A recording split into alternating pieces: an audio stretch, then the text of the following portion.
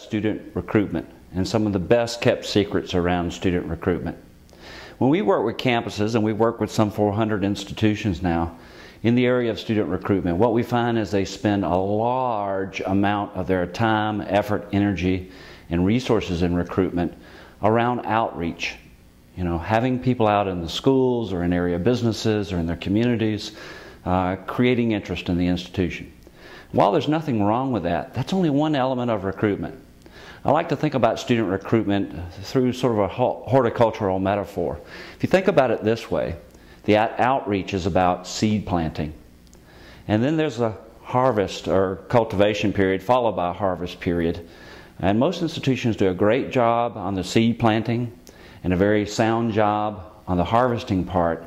But it's the part in the middle, that cultivation of interest through the point of inquiry, application, and becoming an initially enrolled student, is where the opportunity really lies. And I'm going to speak to three different ways that you can focus on that middle part.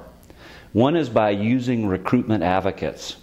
You know, the research tells us that college and university admissions recruiters are valuable to a student as they get into that last stage, the harvest stage, when they need someone to help guide them to navigate the institution. But they value them much less earlier in the process. The contacts they value in the middle phase are with your faculty and with your current students. Those are the relationships that matter. So I would encourage you to think about ways to engage your faculty and students, and maybe some other constituent groups like your alums, maybe industry experts, your advisors, and others, with those connections with prospective students early on. So that's a big piece. Another piece is the communications that occurs after they've shown interest but before they've enrolled. And a lot of what we see is a lot of effort to get them to the front door, but then the courtship sort of stops. And we encourage you to really think about the frequency of contacts, touch points in that middle phase of their enrollment process moving into the institution. But also the nature of communications. If it's all about process, I've never known a student to choose an institution because they like their process. They choose the institution because they make connections with people, or the programs, or the reputation, and the quality of the programs themselves, or the institution. That's about marketing. That's about building relationships.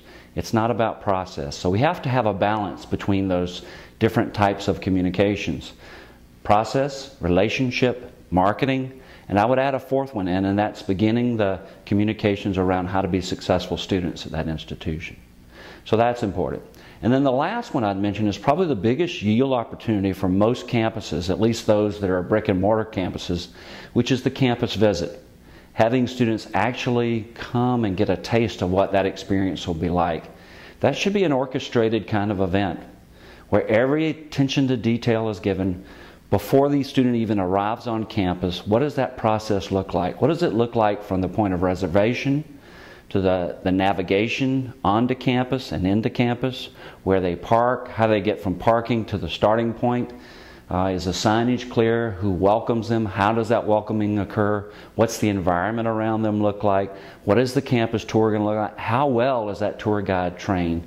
What kind of emotional heartstrings are you trying to pull on through that process of the visit? And what are you trying to expose students to? Is it information intense, or is it more emotional? And I would suggest to you, most students choose their institution based on emotional factors, not intellectual factors.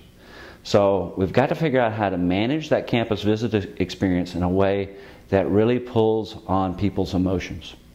So think about those three areas as you think about your own recruitment effort and how you might make it better. Thank you. Have a good day.